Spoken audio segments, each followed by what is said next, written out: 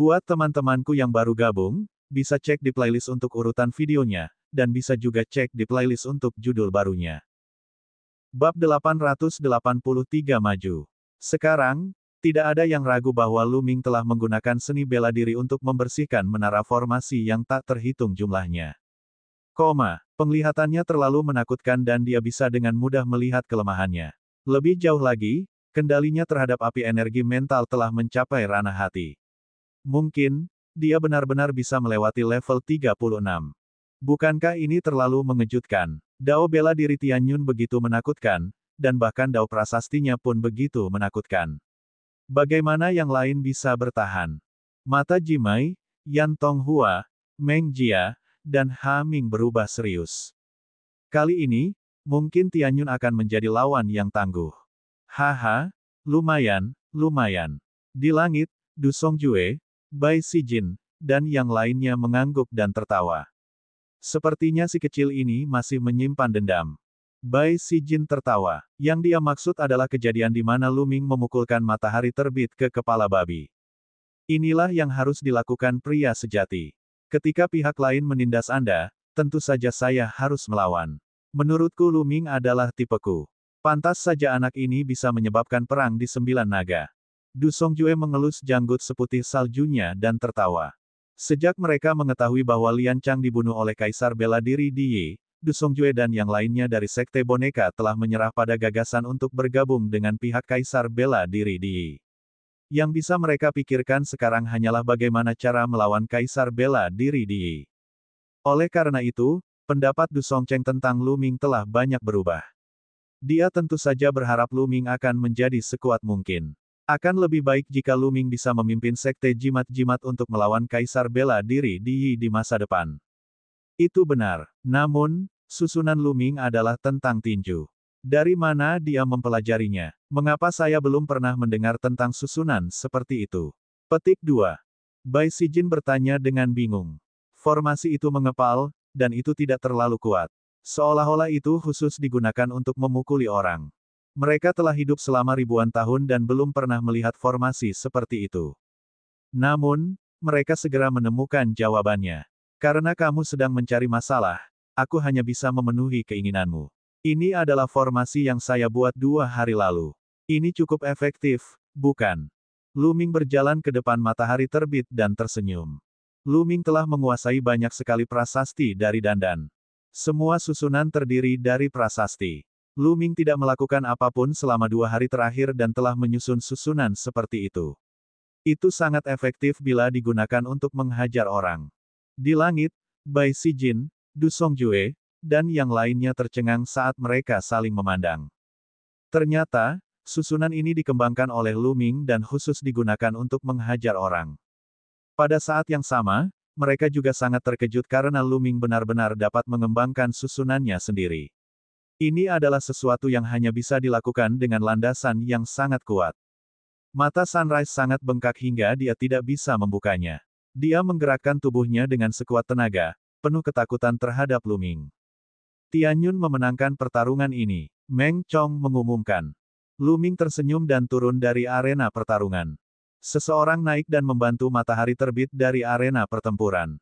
Kerja bagus, Tianyun. Bai Chixue begitu bersemangat hingga wajahnya memerah, dan dia mengepalkan tinjunya. Kompetisi berlanjut. Meng Chong memanggil nama dan mereka mulai bertarung 1 lawan 1. Lu Ming berdiri di bawah dan melihat kering pertarungan. Lu Ming telah melihat banyak pertarungan antar prajurit, tapi dia jarang melihat pertarungan antar master prasasti. Lu Ming memperhatikan dengan penuh minat saat dia melihat semua jenis formasi berkedip dan boneka menerkam. Cukup menarik. Meng Chong sepertinya melakukan ini dengan sengaja. Favorit surga tingkat dewa mulai menjauh satu sama lain dan tidak bertabrakan satu sama lain. Tak lama kemudian, giliran Bai Chixue. Lawan Bai Chixue tidak kuat, jadi dia menang dengan mudah. Setelah sehari semalam, ke-200 orang itu telah menyelesaikan pertempuran mereka, hanya menyisakan 100 orang. 100 orang berikutnya terus bertarung berpasangan, dan Meng Chong memilih mereka. Kali ini, Lu Ming berada di antrian paling belakang. Saat naik panggung, lawannya langsung mengaku kalah. Orang ini tidak sekuat matahari terbit, tapi matahari terbit dengan mudah disalahgunakan oleh Lu Ming. Tentu saja, dia segera mengakui kekalahan untuk menghindari penghinaan lebih lanjut. Dengan sangat cepat, 50 teratas lahir. Bai Chixue tidak maju. Dia bertemu dengan seorang master dan gagal. Selanjutnya adalah kompetisi untuk maju dari 50 besar ke 25 besar. Mereka yang mampu menduduki peringkat 50 besar semuanya adalah para jenius di antara para jenius. Di antara mereka, ada lebih dari 30 orang jenius tingkat dewa, sedangkan sisanya adalah orang jenius semu dewa. Kompetisi berlanjut. Kali ini, lawan Lu Ming adalah keajaiban tingkat dewa. Namun, dia dengan cepat dikalahkan oleh formasi secepat kilat Lu Ming. Ketika penggunaan api energi mental seseorang telah mencapai tingkat akhir jantung, kecepatan seseorang dalam menuliskan susunannya terlalu cepat. Di sisi lain, Jimai, Yan Tonghua, Meng Jia, dan Ha Ming juga berhasil memenangkan kompetisi tersebut dengan telak. 25 teratas telah lahir. Yang tidak terduga adalah beberapa jenius tingkat dewa telah dikalahkan oleh beberapa wajah baru. Tidak diragukan lagi, wajah-wajah baru ini adalah para jenius baru yang telah bangkit dan semuanya sangat kuat. Selanjutnya, ada 25 orang. Saya akan memilih Jimai untuk langsung masuk 4 besar. 24 orang yang tersisa akan bertarung berpasangan hingga 3 yang terakhir akan bertarung dengan Jimai untuk memperebutkan 3 besar. Apakah Anda mempunyai keberatan? Petik 2. Saat ini, suara Meng Chong bergema di seluruh area. Tidak ada objek. Saya tidak keberatan. 24 orang lainnya ikut serta. Jimai terlalu kuat, dia pasti akan kalah jika melawannya. Lebih baik membiarkannya maju secara langsung agar mereka tidak bertemu dengannya terlebih dahulu. Yang lain tentu saja setuju. Kali ini, kekuatan Jimai diakui sebagai yang nomor 1. Baiklah, karena kalian semua sudah setuju, maka Jimai tidak perlu berkompetisi untuk saat ini. Selanjutnya, 12 besar akan berasal dari 24 besar. Yan Tong akan melawan Gao Lu. Meng Chong mengumumkan. Yan Tongtong terbang dan lawannya adalah seorang wanita cantik. Dia juga seorang jenius tingkat dewa. Yan Tongtong berasal dari sekte boneka dan pandai mengendalikan boneka. Gao Lu berasal dari sekte jimat dan pandai membuat jimat prasasti. Gao Lu mengeluarkan 6 gulungan prasasti kelas 9 LV6. Mereka bersinar dengan segala jenis lampu, ada yang untuk perlindungan, ada yang untuk menyerang, dan ada yang untuk menjebak musuh. Dengan lambaian tangannya, Yan Tongtong memanggil 12 boneka. Masing-masing dari 12 boneka itu bukan di kelas 9 LV6, melainkan kelas 10. Tingkat ke-10 dari tingkat ke-6 telah melampaui alam samudera spiritual tingkat ke-9 dan setara dengan lingkaran besar alam samudera spiritual. Itu juga bisa dianggap sebagai alam embrio roh setengah langkah. Gulungan prasasti dan boneka sangat mirip dengan klasifikasi binatang iblis dan berhubungan dengan seni bela diri. Kekuatan seorang inscriber tidak ada hubungannya dengan pembagian api energi mental. Itu terutama bergantung pada formasi yang ditorehkan, jimat prasasti yang dikuasainya, boneka yang dikuasainya, dan sebagainya. Yan Tongtong, misalnya, mengendalikan 12 boneka kelas 10 LV6 secara bersamaan. Itu setara dengan 12 ahli alam roh laut sempurna yang menyerang bersama. Selain itu, dia telah membentuk formasi, dan kekuatannya sangat menakutkan. Yan Tongtong, peringkat 115 dalam daftar 1000 talenta teratas, memiliki kekuatan yang menakutkan. Boneka kuat itu dengan mudah merobek pertahanan dan serangan para golem dan mengalahkan mereka. Setelah itu, Meng Jia dan Ha Ming melakukan hal yang sama. Mereka menunjukkan kekuatan luar biasa dan mengalahkan lawan mereka, masuk 12 besar. Tianyun versus Feng Tai. Suara Meng Chong terdengar. Lu Ming melangkah maju. Saat dia melihat lawannya, sudut mulutnya membentuk senyuman. Feng Tai, peringkat 183 dalam daftar 1000 talenta teratas, sangat kuat. Dia juga ahli kebanggaan surga yang telah dipukuli olehnya terakhir kali. Feng Tai memandang Lu Ming dengan ekspresi jelek. Dia telah dipukuli oleh Lu Ming sebelumnya dan dia kehilangan banyak muka. Bab 884 Kontrol Balik. Namun, Feng Tai tidak memprovokasi Lu Ming seperti yang dilakukan matahari terbit. Dia telah melihat dengan jelas apa yang terjadi pada matahari terbit. Dia agak takut pada Lu Ming. Tianyun, tidak mudah bagimu untuk mengalahkanku. Saya tidak percaya bahwa prasasti Dao Anda sekuat itu. Feng Tai berkata dengan suara rendah. Lakukan gerakanmu, kamu akan tahu begitu kamu mencobanya. Lu Ming tersenyum tipis. Feng Tai tidak berkata apa-apa. Dia melambaikan tangannya, dan 12 boneka raksasa muncul di depannya. Ini adalah 12 serigala raksasa. Tubuh mereka benar-benar hitam, dan memancarkan aura yang kuat. 6 di antaranya berada di peringkat ke-10 level 6, dan 6 lainnya berada di puncak peringkat ke-9. Masing-masing tingginya 5 meter dan panjang 10 meter. Mereka tampak seperti 12 monster raksasa. Kedua-belas boneka serigala raksasa tersebut membentuk formasi besar. Mereka meraung dan menerkam Lu Ming, menyebabkan arena pertarungan bergemuruh hebat. Feng Tai ini seharusnya menyalakan 7 lampu pikiran di setiap tingkat. Hati Lu Ming tergerak. Seorang penulis biasa dapat mengendalikan 1 atau 2 boneka, dan itu sudah sangat mengesankan. Feng Tai bisa mengendalikan 12 boneka kuat pada saat bersamaan, dan dia bahkan bisa membentuk barisan besar. Kekuatan pikirannya harus sangat kuat, jauh melebihi kekuatan penulis biasa. Pada saat yang sama, penguasaannya terhadap api energi mental pasti telah mencapai puncak alam halus. Jika tidak, dia akan merasa sangat sulit untuk melakukannya. Di masa lalu, suku-suku yang ditemui Lu Ming di dunia bawah tanah hanyalah pengetahuan dangkal yang diwariskan Lian Chang kepadanya. Dia tidak memahami hakikat ilmu tersebut. Selain itu, orang-orang di dunia bawah tanah memiliki bakat yang terbatas dan api energi mental mereka tidak kuat. Kontrol mereka terhadap api energi mental juga sangat dangkal. Biasanya mereka hanya bisa mengendalikan 1 boneka. Dibandingkan dengan paragon dari sekte jimat-jimat, mereka jauh lebih rendah. Lu Ming meletakkan tangannya di belakang punggungnya dan tersenyum tipis saat dia melihat ke-12 boneka yang sedang menyerangnya. Dia tidak memanggil boneka untuk melawan musuh, dia juga tidak mengeluarkan gulungan prasasti. Apa yang Tianyun coba lakukan? Mungkinkah dia akan mengandalkan formasi sementara untuk melawan formasi pertempuran boneka Feng Tai? Bagaimana ini mungkin? Menuliskan formasi dalam sekejap tidak mungkin, levelnya sangat tinggi. Tidak apa-apa menggunakannya melawan musuh dengan perbedaan kekuatan yang besar, tapi terlalu berlebihan jika menggunakannya melawan formasi pertempuran boneka Feng Tai. Sulit untuk mengatakannya. Tianyun telah mencapai ranah, batas jantung, dan kecepatan menulisnya tidak ada bandingannya.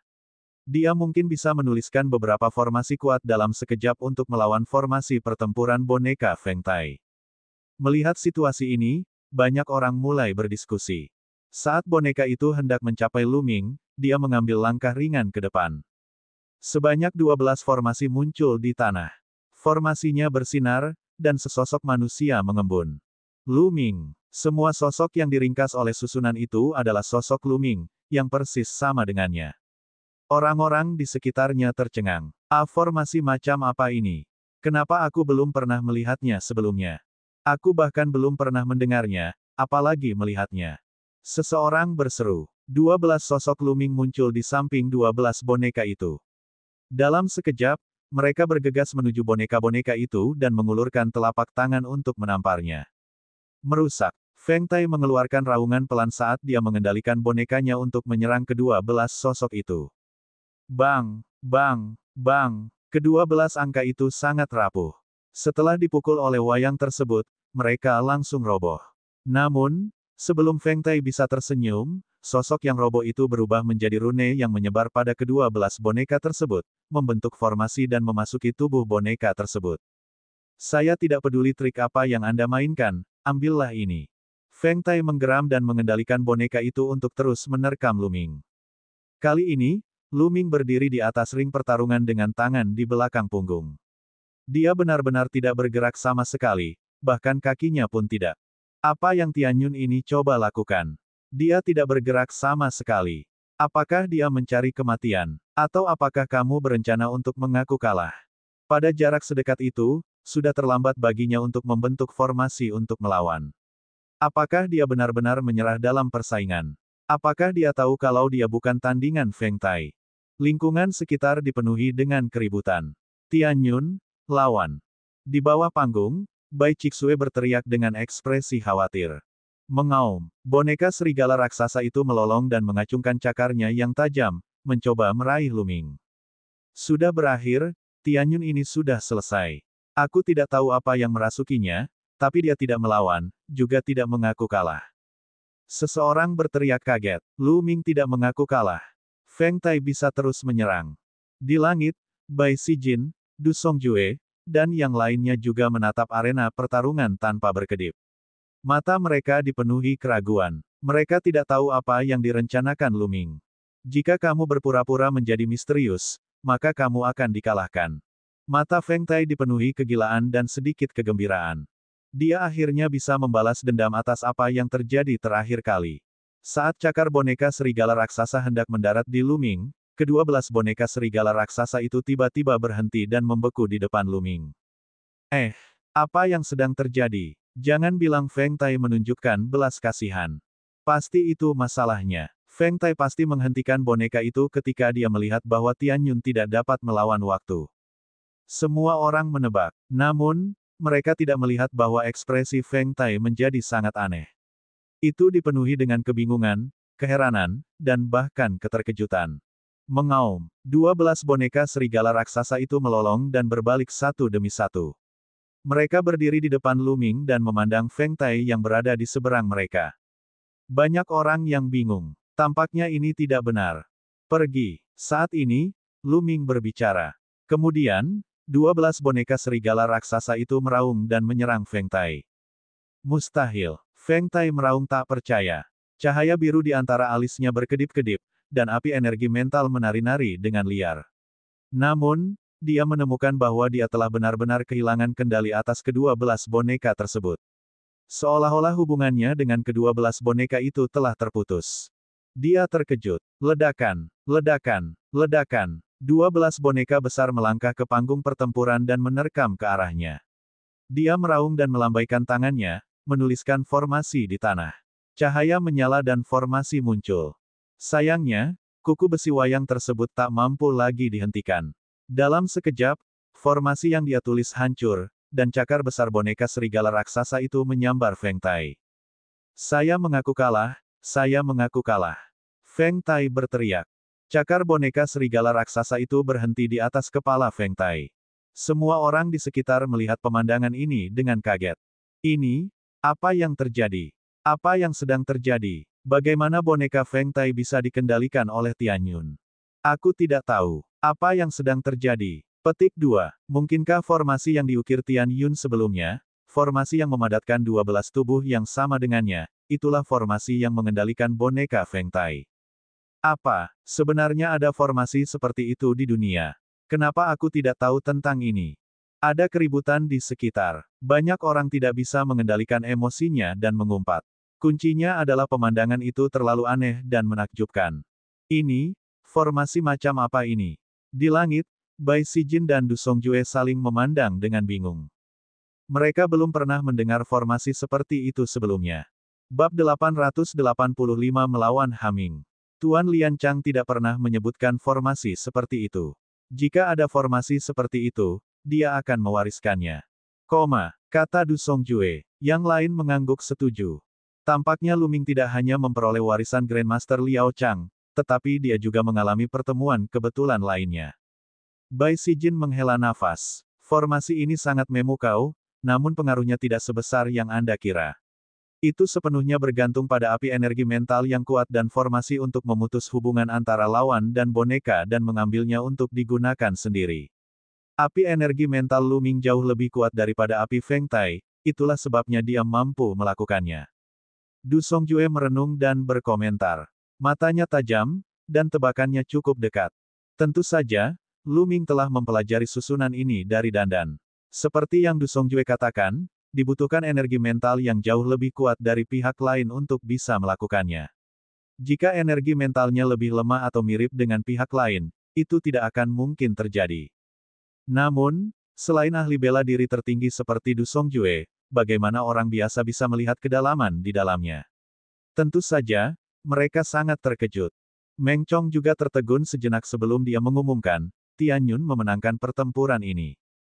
Kerumunan menjadi gempar. Ini adalah pertama kalinya mereka melihat seseorang menang seperti ini.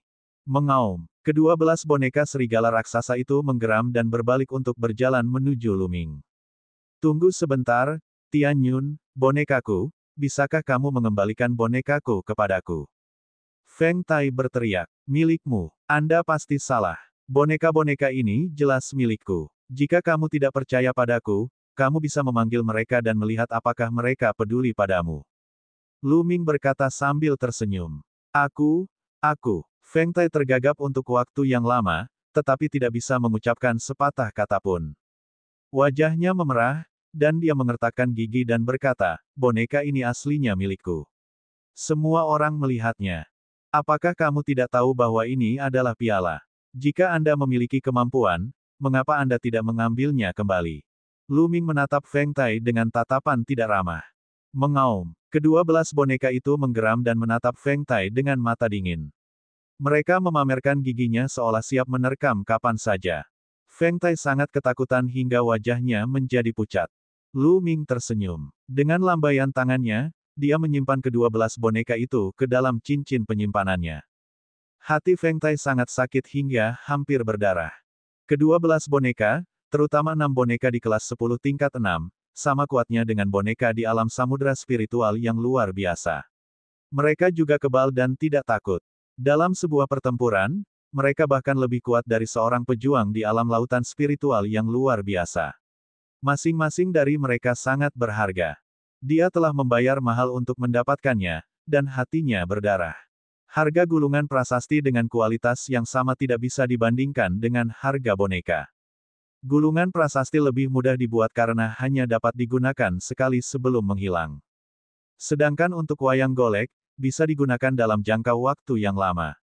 Proses pembuatannya sangat rumit dan bahan yang dibutuhkan banyak.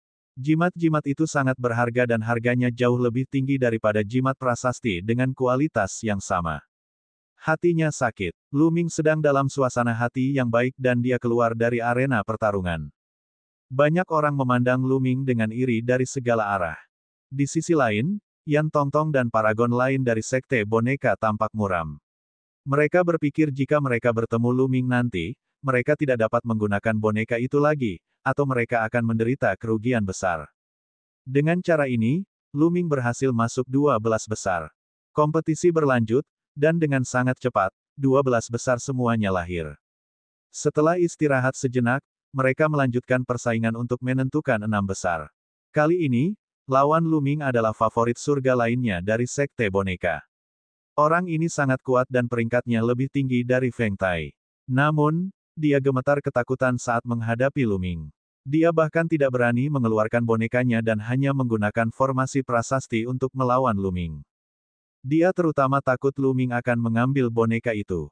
Seberapa kuatkah seorang inscriber yang ahli dalam dalang jika dia hanya menggunakan formasi dan bukan wayang? Dengan lambaian tangannya, 12 boneka serigala raksasa yang diperolehnya dari Feng Tai menyerbu ke depan. Dengan bantuan formasi Lu Ming, mereka dengan mudah mengalahkan si jenius. Pria itu sangat sedih. Dia mengambil jurusan dalang tetapi dia tidak bisa menggunakan boneka. Tidak hanya itu, dia juga dikepung dan dipukuli oleh boneka Lu Ming. Dia sangat tertekan hingga ingin muntah darah. Ada orang lain yang juga mengalami depresi berat.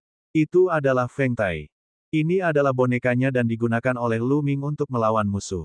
Persaingan Lu Ming unik dan tidak intens sama sekali. Sebaliknya, pertandingan lainnya berjalan sangat intens. Cahaya yang menyilaukan di panggung pertarungan membuka mata banyak orang. Dengan sangat cepat, 6 besar juga diumumkan. Tidak mengherankan, Yan Tongtong, Meng Jia, Hu Ming, Lu Ming, dan 2 keajaiban lainnya berhasil masuk 6 besar. Selanjutnya, tiba waktunya untuk 3 besar. Setelah masuk 3 besar, mereka berempat bersama Jimai akan bersaing memperebutkan 3 besar, yang sekaligus menjadi kuota masuk tanah observasi surga. Banyak orang yang bersemangat karena dalam pertandingan ini, Lu Ming, Yan Tonghua, Meng Jia, dan Hu Ming harus melawan setidaknya 2 orang. Mereka berempat adalah favorit surga yang bisa mengendalikan api energi mental mereka. Mereka telah berkultivasi hingga batas hati dan jelas lebih kuat dari yang lain. Ayo lanjutkan. Pertandingan pertama, Tianyun versus Hu Ming. Meng Chong mengumumkan dengan keras. Penonton kaget lalu bersorak kencang. Tianyun versus Haming. Ini menarik. Kali ini Haming adalah kuda hitam terbesar, namun Tianyun juga bisa dikatakan sebagai kuda hitam. Ini karena dia hanya menampilkan dao bela diri yang kuat sebelumnya, dan tidak ada yang mengira dao prasastinya sekuat ini. Dalam pertarungan antara dua kuda hitam, siapa yang lebih kuat? Apalagi Haming berasal dari Sekte Jimat. Dia tidak takut dengan susunan Luming yang bisa memotong boneka orang lain. Bas, bas, keduanya terbang ke ring pertarungan. Tolong, awan langit Zonzi. Haming sangat sopan. Dia sedikit mengangguk dan menyapa Luming. Dia memanggil Luming sebagai Zonzi. Ini adalah salah satu dari sedikit orang di Sekte Jimat yang menyapa Luming seperti ini. Silakan, Luming mengangguk dan menangkupkan tinjunya. Haming adalah orang pertama yang bergerak, dan tanda muncul di tanah. Seketika, beberapa formasi bersinar, dan api merah mengembun menjadi pedang yang melayang di depan Haming. Pada saat yang sama, cahaya bersinar di depannya, dan total 15 gulungan prasasti melayang di sekelilingnya. Gulungan prasasti dibuka satu per satu. Beberapa gulungan itu untuk perlindungan, membentuk perisai api. Beberapa dari mereka membentuk naga api. Bas, mengaum, pedang api dan naga api menyerang Luming. Api yang sangat kuat, mata Luming berbinar. Baik itu formasi atau rune yang ditulis oleh Haming, semuanya adalah api. Terlebih lagi, suhu apinya sangat tinggi. Luming merasa bahwa itu tidak kalah dengan api surgawi ungu ekstrim yang dikembangkan oleh keluarga Wang. Terlebih lagi, meskipun seorang pembuat prasasti tidak memahami hakikat alam langit dan bumi, setiap prasasti sesuai dengan dao agung langit dan bumi. Mereka diperoleh dari alam, sehingga susunan yang dituliskan oleh seorang penulis adalah alami dan membawa esensi alam langit dan bumi. Haming telah menggunakan formasi untuk menuliskannya, dan api yang dinyalakannya sangat menakutkan. Bang, bang, Luming menginjak kakinya dan susunan biru muncul di tanah. Bab 886 memasuki 4 besar. Susunan yang dituliskan Luming berbeda dengan susunan Haming. Sebagian besar formasi yang ditulis Humingming berwarna merah tua, sedangkan formasi Luming berwarna biru. Raungan naga bergema saat naga banjir biru terkondensasi dari formasi biru. Ia menerkam ke arah pedang Haming dan naga banjir api, saling bentrok. Untuk sesaat, suara gemuruh terus berlanjut, dan arena pertarungan dipenuhi kabut putih. Susunan yang ditulis Luming semuanya tentang air. Serangan yang mereka lancarkan semuanya berhubungan dengan air. Luming menghentakkan kakinya dan melambaikan jarinya. Di arena pertempuran, formasi muncul satu demi satu. Ada pedang air, tombak air, naga banjir, dan harimau yang terbentuk dari air. Mereka menerkam Haming. Haming juga terus-menerus menuliskan formasi, dan pada saat yang sama, dia menggunakan jimat untuk melancarkan serangan yang kuat. Tentu saja Haming hanya menembakkan api yang berkobar-kobar. Itu adalah pertarungan antara air dan api. Tianyun ini telah belajar banyak hal. Formasi yang dia tulis tadi jelas tidak ada hubungannya dengan air. Ada elemen lain. Itu benar. Tianyun ini sungguh menakjubkan. Dia adalah seorang jenius yang tak tertandingi, dan tidak hanya dao bela dirinya yang kuat, namun dao prasastinya juga menakjubkan. Kita semua meremehkannya. Itu benar. Dengan bakatnya, dia memenuhi syarat untuk menjadi calon Zonzi. Lumayan. Seorang penulis sebenarnya sama dengan seorang pejuang. Mereka juga punya preferensi. Prasasti dan formasi yang mereka kuasai juga bias terhadap tipe tertentu. Misalnya, Hamid lebih cenderung menembak, jadi formasi yang dia ukir semuanya bertipe api. Beberapa orang lebih menyukai air, es, petir, dan sebagainya. Selain itu, formasinya seperti teknik seni bela diri. Banyak dari mereka yang diturunkan secara pribadi, dan tidak semua orang bisa mengolahnya. Itu seperti keterampilan rahasia. Api energi mental seperti esensi sejati seorang pejuang, sedangkan formasinya seperti teknik bela diri. Pergi, Luming mengeluarkan boneka yang diperolehnya dari Feng Tai. Dengan lambaian tangannya, 12 boneka meraung dan menyerang Haming. Saat dia mengendalikan boneka, Luming juga menuliskan formasinya. Banyak orang tercengang. Luming mengendalikan 12 boneka pada saat yang sama dan masih bisa menuliskan formasi terus-menerus tanpa melambat. Ini sedikit menakutkan. Seberapa kuat energi mental Luming? Mata Haming berubah serius. Dengan lambaian tangannya, tumpukan gulungan prasasti muncul di depannya. Api energi mentalnya menyebar dan terus mengaktifkan gulungan prasasti. Serangan dilancarkan ke Luming dan para bonekanya. Selain itu, gulungan prasasti Haming semuanya berada di LV 6 dan LV 10, yang sangat kuat. Luar biasa, keduanya sangat luar biasa. Kekuatan Tianyun dan Haming sudah setara dengan Yan Tonghua dan Meng Jia. Itu benar, salah satu dari mereka memiliki kekuatan untuk masuk tiga besar. Bahkan banyak generasi tua yang mengangguk kaget. Di bawah panggung, Jimai, Yan Tonghua, dan Meng Jia semuanya memiliki tatapan serius di mata mereka. Jika air tidak berfungsi, tambahkan es. Bibir Luming membentuk senyuman. Dia melambaikan jarinya dan sebuah arai muncul. Suhu turun dengan cepat. Pedang es yang tak terhitung jumlahnya muncul dan ditembakkan ke arah Haming. Tangan Luming bergerak semakin cepat. Semakin banyak susunan muncul di arena pertempuran dan semakin banyak serangan. Pedang es yang lebat sudah mulai menekan serangan Haming. Dengan tambahan 12 boneka, Haming sudah dirugikan. Cepat, ini terlalu cepat. Bagaimana kecepatan pembentukan prasasti Tian Yun bisa begitu menakutkan? Jauh melampaui Haming. Tingkat budidaya Tian Yun lebih tinggi dari Haming. Tian Yun setidaknya telah mencapai tahap tengah, batas hati. Itu menakutkan. Dia hanya seorang alkemis peringkat 6, tapi dia sudah berada di tahap tengah, batas hati. Itu luar biasa. Semua orang kagum. Pada saat ini, ring pertempuran dipenuhi dengan cahaya putih dan udara dingin yang seolah mampu membekukan udara. Haming tidak memiliki kekuatan untuk melawan. Saya mengaku kalah. Haming tiba-tiba berteriak. Tangan Luming bergerak dan dia melambai lagi. Arai di ring pertempuran menghilang. Haming terengah-engah, energi mental menyala di antara alisnya berdenyut saat dia merasakan gelombang kelelahan.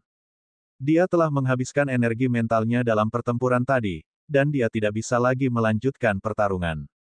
Di sisi lain, Luming tenang dan tenang. Seolah-olah pertempuran besar tadi tidak menghabiskan banyak energinya. Kekuatan dan semangat Sky Cloud Zonzi sama-sama mengesankan. Haming terkesan. Haming tersenyum dan menangkupkan tangannya. Kamu juga sangat kuat. Saya menang karena keberuntungan. Luming berkata sambil tersenyum. Pertempuran ini, Tian Yun menang. Pertarungan selanjutnya, Yan Tong versus Zhang Xin. Meng Chong mengumumkan. Semua orang bersemangat dan menyaksikan pertandingan berikutnya. Yan Tong adalah favorit surga dari Sekte Boneka, dan Zhang Xin juga merupakan favorit surga dari Sekte Boneka. Keduanya sangat kuat, dan pertarungannya sangat intens. Di arena pertarungan, sekelompok besar boneka sedang bertarung satu sama lain. Namun, pada akhirnya, jiwa Yan Tong menjadi lebih kuat, dan api jiwanya juga lebih kuat. Dia mengendalikan lebih banyak boneka dan mengalahkan Zhang Xin. Lalu, giliran Meng Jia. Meng Jia juga terpilih dari Sekte Boneka, dan menang dengan mengendalikan pasukan boneka. Begitu saja, tiga teratas pun lahir. Mereka adalah Luming, Yan Tong, dan Meng Jia. Dengan Jimai, mereka berempat terkuat. Keempat orang itu saling mengukur. Mereka hanya perlu melenyapkan satu orang lagi dan mereka bisa mendapatkan tempat di observatorium. Kalian berempat akan bertarung secara bergiliran dan diberi peringkat sesuai dengan hasil pertarungan kalian. Meng Chong mengumumkan. Lu Ming mengangguk. Biasanya ranking spesifiknya akan diatur seperti ini. Itu adalah cara yang paling adil. Dalam hal ini, setiap orang harus bertarung dalam 3 ronde, satu melawan 3 ronde lainnya. Pertarungan pertama, Tian Yun versus Yan. Selanjutnya, Jimai versus Meng Jia.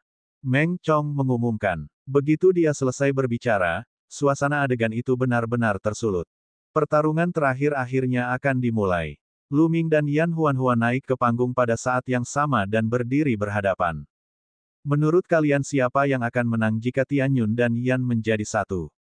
Saya kira itu adalah Tian Yun. Tian Yun memiliki formasi yang mampu menekan wayang. Pada saat yang sama, Tian Yun sendiri sangat kuat. Fakta bahwa dia mampu mengalahkan Haming sudah cukup untuk menjelaskan semuanya. Aku pikir juga begitu. Di antara mereka berempat, hanya Jimai yang bisa melawan Tian Yun. Yan Tong dan Meng Jia mungkin lebih lemah dari dia. Orang-orang di sekitar mereka mulai berdiskusi. Namun, tidak ada lagi yang berani meremehkan Luming. Sejak dimulainya kompetisi, Luming telah membuktikan dirinya. Tian Yun, meskipun formasimu aneh, pasti ada keterbatasannya. Tidak mungkin bagimu untuk memutuskan hubungan antara lawanku dan boneka itu begitu saja dan mengambilnya untuk digunakan sendiri. Tidak mudah bagimu untuk mengalahkanku, kata Yan Tongtong. Matanya dipenuhi semangat juang yang kuat. Jelas sekali, seorang jenius seperti dia tidak akan mengaku kalah begitu saja. Kita akan tahu setelah pertempuran. Lu Ming terkekeh. Baiklah, ayo bertarung. Yan Tongtong melambaikan tangannya, dan 15 boneka muncul di depannya. Masing-masing dari mereka memancarkan aura yang kuat, dan mereka semua berada di kelas 10 LV6. Yan Tong mampu mengendalikan 15 boneka kelas 10 LV6 secara bersamaan, yang sangat menakutkan. 15 boneka kelas 10 tingkat 6 menerkam Lu Ming pada saat yang bersamaan. Arena pertarungan bergemuruh dan momentumnya mengejutkan. Bab 887 menghancurkan kekuatan spiritual. Ada senyuman tipis di wajah Lu Ming. Dia melihat ke-15 boneka dengan ekspresi tenang. Boneka itu semakin dekat dengan Lu Ming. Banyak orang yang melihat Lu Ming di arena pertarungan. Mereka tahu bahwa Lu Ming akan menggunakan jurus itu lagi. Apakah teknik itu masih efektif melawan asimilasi penampilan? Mata semua orang tertuju padanya. Sebentar lagi, mereka akan tahu. Saat boneka itu berada beberapa meter dari Lu Ming, dia mengambil langkah maju dan 15 formasi muncul di tanah. Dengan kilatan cahaya, 15 sosok yang persis seperti Lu Ming muncul. Saat mereka muncul, mereka menerkam ke-15 boneka itu.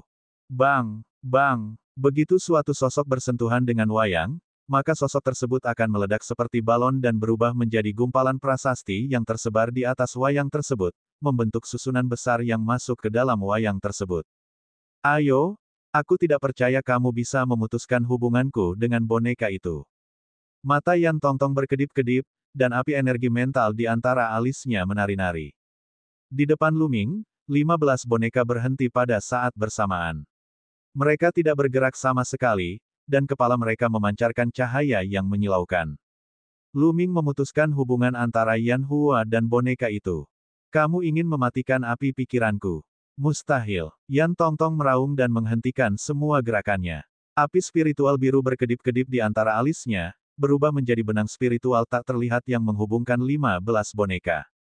Di antara alis Lu Ming, ada api biru dari esensi darah yang melonjak. Dia menggunakan arai untuk memutus hubungan antara Yan Hua dan boneka itu. Namun, jiwa Yan Tong jauh lebih kuat daripada Feng Tai, dan penggunaan api jiwa telah mencapai alam keinginan hati. Jiwanya kuat dan pantang menyerah, dan 10 kali lebih sulit untuk memutusnya daripada Feng Tai. Lu Ming menyadari bahwa dia telah menghadapi perlawanan yang kuat. Kamu tidak bisa menghentikanku. Lu Ming bergumam. Api energi mental di antara kedua alisnya semakin membara, hampir terwujud. Energi mentalnya melonjak ke kepala boneka itu dan bertindak berdasarkan formasi. Kepala boneka itu berkedip-kedip dengan cahaya yang menyilaukan. Saya tidak akan kalah. Mata Yan Tongtong tegas saat dia mencoba yang terbaik untuk melawan. Pada akhirnya, dia bahkan meraung, dan cincin spiritual muncul di atas kepalanya. Merah, oranye, kuning, hijau, cian, dan biru. Ada 6 cincin spiritual. 4 cincin pertama memiliki 8 titik cahaya di masing-masing cincin. Cincin spiritual berwarna hijau dan biru di belakang mereka masing-masing memiliki 7 titik cahaya. Ini berarti Yan Tong telah menyalakan 8 lampu di 4 tingkat pertama, sedangkan tingkat 5 dan tingkat 6 masing-masing menyalakan 7 lampu. Jika Yan Tong tidak bisa menyalakan lampu roh ke-8 di level 6, maka langkah selanjutnya adalah menerobos ke level 7. 4 tingkat pertama menyalakan 8 lampu roh, sedangkan tingkat ke-5 dan ke-6 menyalakan 7 lampu. Hasil seperti itu sudah sangat mengesankan. Cincin roh muncul, menyebabkan energi roh Yan Tong meningkat pesat. Energi rohnya melonjak ke dalam boneka itu seperti air pasang. Mengaum, mengaum. Ke-15 boneka itu meraung dan tubuh mereka sedikit gemetar, seolah-olah mereka akan dikendalikan oleh Yan Tong lagi. Sepertinya formasi Tianyun membutuhkan energi mental yang kuat untuk memutus hubungan antara boneka dan lawan. Saat ini, yang lain juga melihat rahasia di baliknya. Ini normal. Kalau tidak, jika ia dapat memutuskan hubungan antara orang lain dan boneka itu sesuka hati dan mengambil boneka itu untuk dirinya sendiri, maka formasi semacam ini terlalu menantang surga dan tidak masuk akal. Banyak orang mengangguk. Namun, mereka masih menatap ring pertarungan tanpa berkedip. Mereka ingin melihat apakah Lu Ming berhasil menekan Yan Tongtong. Jika dia tidak bisa mengambil boneka Yan Tongtong, mereka harus melawannya secara langsung. Sulit untuk mengatakan siapa yang akan menang. Yan Tonghua, kamu tidak bisa memblokirnya. Senyuman di wajah Lu Ming semakin lebar. Saat ini, matanya tampak bersinar dengan cahaya biru. Bas! Tiba-tiba, cincin muncul di atas kepalanya, cincin roh. Tianyun telah melepaskan lingkaran rohnya. Mari kita lihat berapa banyak lampu roh yang dia nyalakan. Tunggu, ini, sial, mataku kabur, kenapa aku melihat 5 cincin pertama semuanya memiliki 10 lampu roh. Mataku juga kabur. Sial, kenapa mataku buram? Kenapa aku melihatnya menyalakan 10 lampu roh? Bisakah kamu membantuku melihat berapa banyak yang dia nyalakan? 5 level pertama semuanya memiliki 10, dan level ke-6 memiliki 5. Mengapa Anda melihat hal yang sama dengan saya? Apakah matamu sedang mempermainkanmu? Saya melihat hal yang sama. Saya juga, adegan itu berantakan. Hampir tidak ada yang bisa mempercayai apa yang baru saja mereka lihat, tanpa sadar mengira bahwa mata mereka sedang mempermainkan mereka. Namun, ketika semua orang memberikan jawaban yang sama, mereka tercengang. Seluruh tempat menjadi sunyi senyap. Mata dan mulut semua orang terbuka semakin lebar. Mau tidak mau mereka merasa seperti tersedot oleh hembusan angin. Untuk 5 tingkat pertama yang 10 lampu pikiran menyala, itu terlalu menakutkan. Dia telah mencapai kesempurnaan dalam semuanya. Apakah dia masih manusia? Dalam puluhan ribu tahun sejarah sekte jimat-jimat, satu-satunya orang yang dapat mencapai hasil seperti itu adalah Kaisar Liao Chang. Sekarang, masih ada satu lagi. Sedangkan untuk tingkat ke-6 hanya ada 5 titik cahaya. Itu karena Lu Ming belum mencapai puncak level ini. Ya dewa, ini hanyalah monster. Tidak mengherankan jika para pemimpin dari 2 sekte dan para tetua membiarkan Lu Ming menjadi calon zonzi. Dengan bakat seperti itu, bukankah wajar jika dia menjadi calon zonzi? Di tengah kerumunan, Suri, Guanrong, Feng Tai, dan lainnya yang telah dipukuli oleh Lu Ming semuanya terdiam dan berdiri di sana dalam keadaan linglung, sama sekali tidak bisa berkata-kata. Ternyata musuh mereka adalah monster. Saat ini, mereka diam-diam bersyukur karena mereka masih hidup. Mereka berada pada level yang sangat berbeda dari Lu Ming. Lupakan saja, tidak bijaksana menjadi musuh monster seperti itu. Matahari terbit menggelengkan kepalanya dan menghela nafas. Dia berpikir untuk membalas dendam pada Lu Ming di masa depan, tetapi sekarang, dia telah sepenuhnya menyerah pada pemikiran itu. Feng Tai, Guanrong, dan favorit surga lainnya juga menggelengkan kepala dan menghela nafas. Mereka mengaku kurang beruntung. Siapa yang meminta mereka menjadi buta? Jimai, Meng Jia, dan Haming membelalak kaget. Bukan suatu ketidakadilan kalau aku kalah darinya. Haming tertawa. Di sisi lain, mulut kecil Bai Cixue terbuka lebar. Orang ini telah membuatku tidak tahu apa-apa begitu lama. Bai Cixue berpikir, banyak tetua sekte jimat-jimat, yang tidak mengetahui hal ini sebelumnya, juga sangat terkejut. Mereka memandang Bai Sijin dan yang lainnya yang tersenyum di langit. Mereka akhirnya mengerti bahwa para tetua telah lama mengetahui tentang bakat Lu Ming. Di panggung pertarungan, Yan Tongtong bahkan lebih terkejut dan tercengang. Bahkan cincin spiritualnya pun bergetar. Ledakan, energi mental Lu Ming menyembur keluar seperti tsunami dan melonjak ke dalam boneka. Yan Tongtong terkejut. Bagaimana dia bisa menolaknya? Lu Ming memutuskan hubungan antara dia dan boneka-boneka itu. Ke-15 boneka itu sepenuhnya berada di bawah kendali Lu Ming. Bab 888 menggunakan tubuh seseorang untuk menuliskan formasi. Mengaum, raungan boneka itu menyentak semangat semua orang, dan mereka pulih dari keterkejutannya. Tianyun, aku kalah. Keterkejutan Yan Tong berubah menjadi helaan napas panjang. Di tempat kejadian, banyak orang juga menghela nafas dalam hati. Wajar jika Yan Tong kalah. Bukan karena Yan Tong tidak kuat, tapi Lu Ming terlalu mengerikan. Arai yang dia kuasai bahkan bisa menahannya. Setelah Yan Tonghua mengaku kalah, dia berbalik untuk pergi. Tunggu sebentar, Lu Ming berteriak. Ada yang lain. Yan Tongtong berbalik. Bonekamu. Lu Ming tersenyum dan menunjuk ke 15 boneka itu.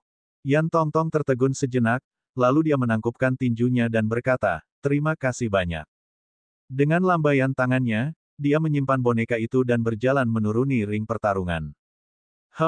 Lumayan, lumayan. Di langit, Bai Sijin, Du Songjue, dan beberapa tetua mengangguk.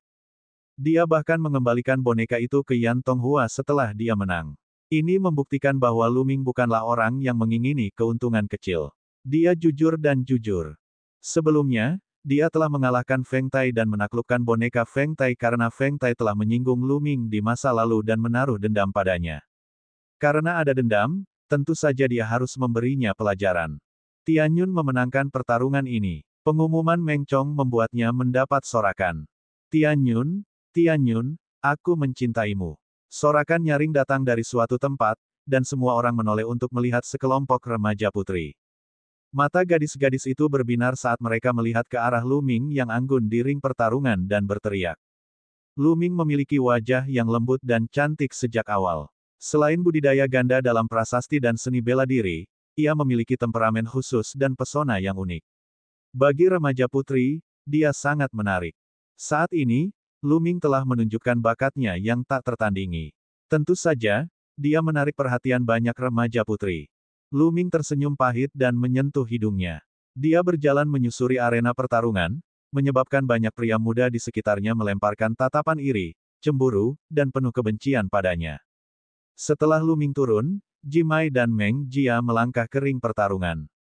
Adegan menjadi tenang, dan mata semua orang kembali ke arena pertarungan. Peringkat Jimai dalam daftar 1000 talenta teratas lebih tinggi dari peringkat Meng Jia, tapi itu terjadi beberapa tahun yang lalu. Sekarang, sulit untuk mengatakan siapa yang lebih kuat dan siapa yang lebih lemah. Banyak orang yang penasaran, bertanya-tanya apakah Meng Jia bisa melawan Jimai. Tanpa kata-kata yang tidak perlu, keduanya mulai berkelahi. Meng Jia juga merupakan keajaiban sekte boneka. Dia memanggil 15 boneka sekaligus, yang semuanya berada di tingkat 10 level 6, sama seperti Yan Tongtong. Namun, boneka Meng Jia jauh lebih kecil. Itu adalah boneka yang tampak seperti elang seputih salju. Condor seputih salju memancarkan aura dingin. Sayapnya seperti bila es, menari di udara dan membentuk susunan samar-samar. Lalu, ia menebas Jimai. Wajah Jimai tenang. Dia mengambil beberapa langkah dan sebuah formasi muncul di tanah. Cahaya pedang emas yang tajam meledak dari formasi dan menebas elang seputih salju. Dan EBSP, pada saat yang sama, jimat muncul di sekelilingnya. Saat kekuatan pikirannya mengalir, jimatnya terbuka, dan cahaya keemasan yang tak berujung meledak. Ledakan, ledakan, raungan yang menggemparkan bumi tiba-tiba terdengar di arena pertempuran. Sayap boneka condor seputih salju itu bagaikan bilah pedang yang terus-menerus bertabrakan dengan cahaya pedang emas, menyebabkan gemuruh yang hebat. Bas! Dengan lambaian tangan Jimai, sederet gulungan prasasti terbang keluar. Setelah diaktifkan, langit dipenuhi dengan cahaya pedang emas.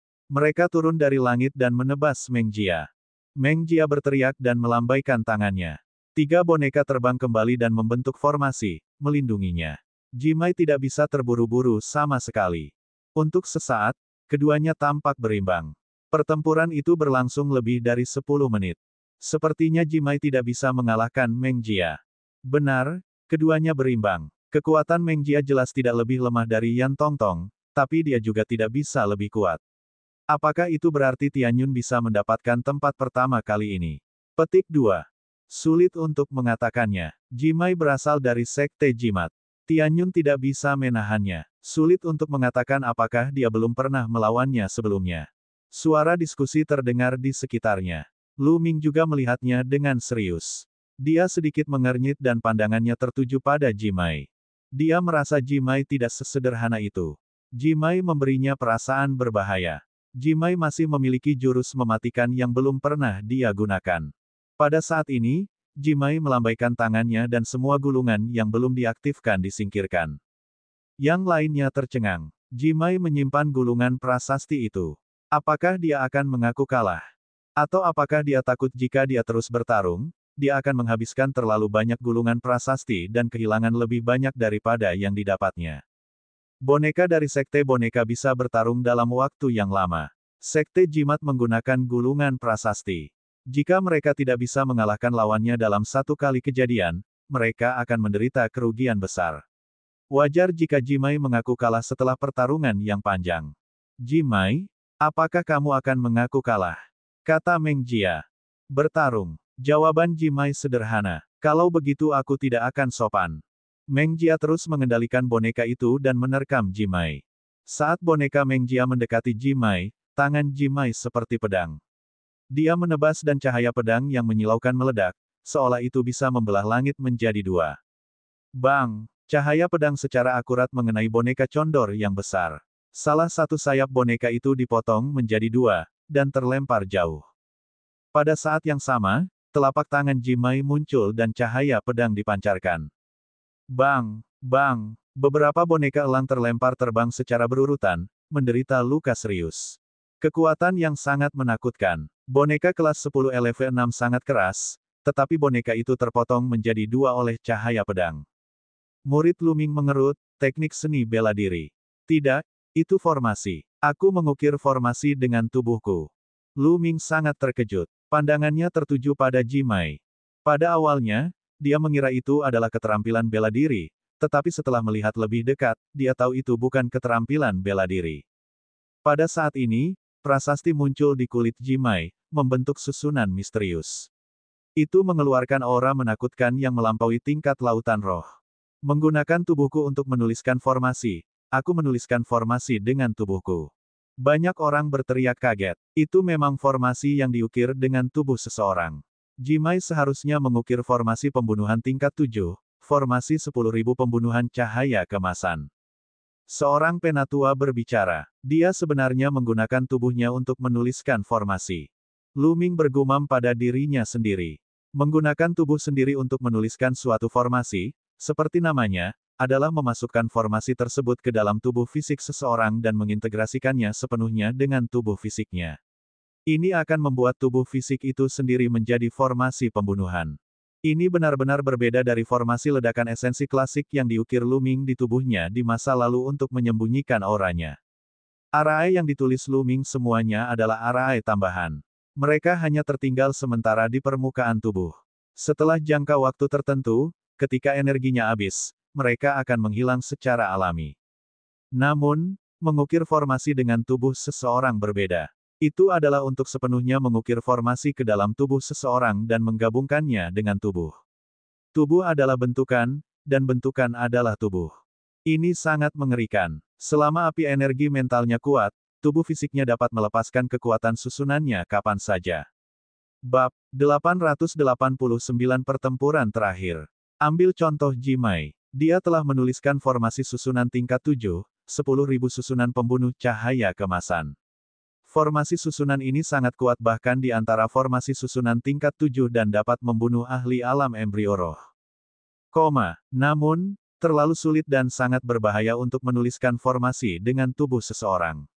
Seberapa kuat formasi pembunuhannya? Jika seseorang tidak berhati-hati, mereka akan terbunuh dan tubuh mereka akan menjadi abu. Tidak ada yang menyangka Jimai bisa mengukir formasi dengan tubuhnya. Itu harusnya merupakan formasi yang tidak lengkap. Ini belum lengkap. Kalau tidak, itu akan menjadi lebih kuat. Beberapa generasi tua memahami situasi ini. Banyak orang mengangguk. Seharusnya begitu. Jika itu adalah formasi lengkap, boneka Meng Jia mungkin akan hancur berkeping-keping hanya dengan satu serangan pedang. Pastinya tidak hanya terluka parah. Namun, bahkan jika itu bukan susunan 10.000 pembunuhan cahaya emas yang lengkap, itu masih sangat menakutkan. Terlebih lagi, sulit bagi kekuatan spiritual alkemis peringkat 6 untuk mengeluarkan kekuatan penuh dari formasi peringkat 7. Jika Jimai dapat menyelesaikan formasi dan menuliskan 10.000 formasi pembunuhan cahaya emas lengkap, kekuatan tempurnya akan sangat mengejutkan. Dia akan mampu bertarung melawan 100 teratas dalam daftar 1000 talenta teratas. Itu benar. Jika aku menyempurnakan susunannya dan menjadi alkemis level 7, itu akan menjadi lebih kuat. Banyak orang berdiskusi. Meng Jia, apakah kamu masih ingin bertarung? Mata Jimai bersinar dengan cahaya yang tajam, seolah ada cahaya pedang yang berkedip di matanya. Kamu benar-benar selesai mengukir formasi dengan tubuhmu. Saya terkesan. Aku bukan tandinganmu. Pertempuran ini tidak ada artinya. Saya mengaku kalah. Meng Jia langsung mengaku kalah. Meng Jia mengaku kalah dan Meng Chong mengumumkan kemenangan Jimai.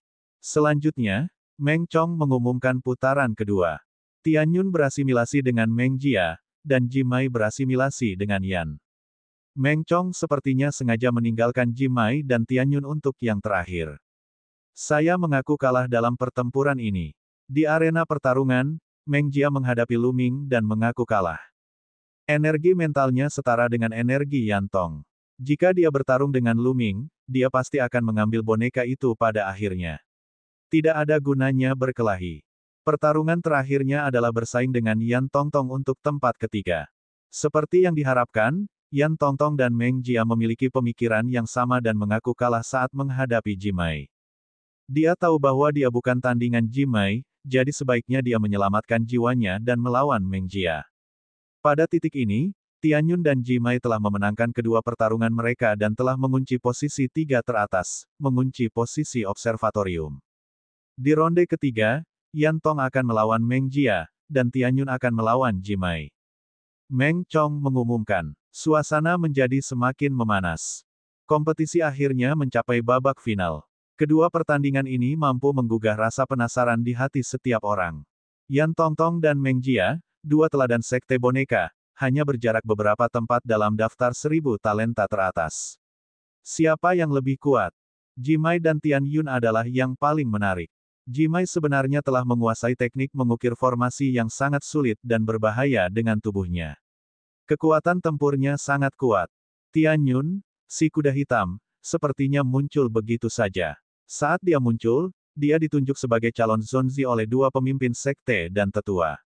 Hal ini mengejutkan seluruh Gunung Liangyi. Sebelumnya, dia telah menunjukkan kekuatan tempur seni bela diri yang menakutkan. Bakat prasasti yang terungkap dalam kompetisi kali ini juga sangat mengejutkan. Antara Lu Ming dan Jimai, siapa yang lebih kuat? Semua orang dipenuhi dengan antisipasi.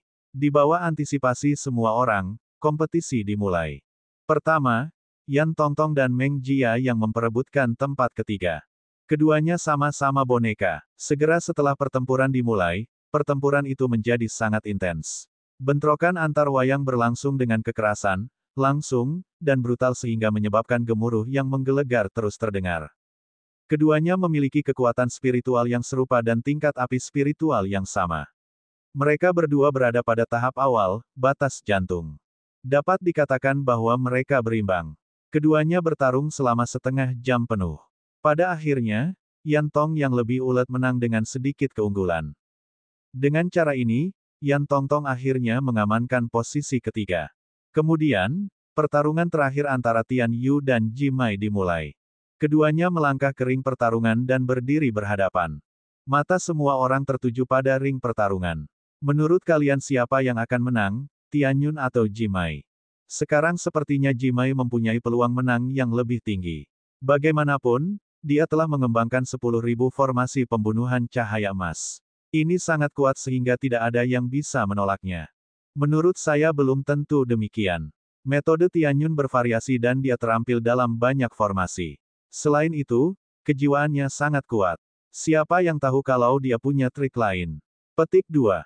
Itu benar. Pertandingan ini akan menarik. Perlahan-lahan, kebisingan di sekitar mereka mereda, dan kerumunan itu menatap ke arah dua orang di arena pertarungan. Tianyun, aku tidak akan menahan diri dalam pertempuran ini. Hati-hati. Jimai mengingatkan. Itulah yang aku inginkan, kamu bisa menyerang sebanyak yang kamu mau. Lu Ming tersenyum dan menatap Jimai. Tiba-tiba, aura menakutkan terpancar dari tubuh Jimai. Tanda padat muncul di kulitnya. Suara mendesing. Jimai melambaikan tangannya dan cahaya pedang yang menakutkan menebas ke arah Lu Ming. Pergi. Lu Ming melambaikan tangannya dan 12 boneka muncul. Mereka meraung dan bergegas menuju Jimai. Bang! Boneka serigala raksasa di kelas 9 LV6 terbelah dua oleh cahaya pedang, namun boneka lainnya tidak berhenti dan terus menyerang. Pada saat yang sama, Lu Ming menghentakkan kakinya dan melambaikan tangannya, mulai membuat susunan di tanah. Suara mendesing. Suara mendesing. Jimai melambaikan tangannya dan sinar cahaya pedang menyala. Lu Ming mengendalikan boneka-boneka itu untuk menyerang dan memblokir cahaya pedang.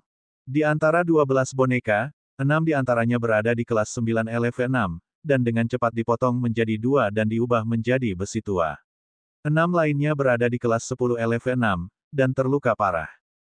Namun, itu berhasil menahan mereka selama 10 napas penuh, memberikan cukup waktu bagi Luming untuk menuliskan formasi. Suara mendesing. Suara mendesing. Sebuah formasi besar muncul di sekitar Luming. Pedang Ki bersiul dan guntur bergemuruh.